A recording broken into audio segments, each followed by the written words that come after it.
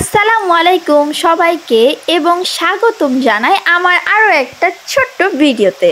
সকাল থেকে আলহামদুলিল্লাহ এত সুন্দর বৃষ্টি হচ্ছে, ঘুম থেকে উঠেই দেখি যে প্রচন্ড বাতাস বইছে আর সঙ্গে সঙ্গে বৃষ্টি। তারপর তো পড়তে বসে গেলাম।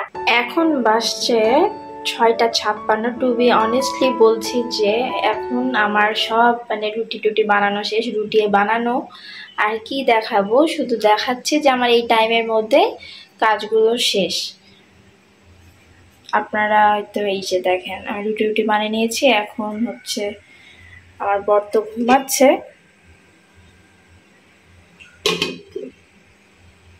সো আমি এখন পড়তে চলে যাব।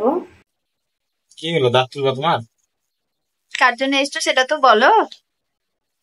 তোমার জন্য আসলাম, তোমার দাঁত তুলতে হবে। কয়েকদিন ধরে বলছো দাঁত পেন করছে, দাঁত তুলিনি। ওকে, দেখা যাক যে কার জন্য আসেন।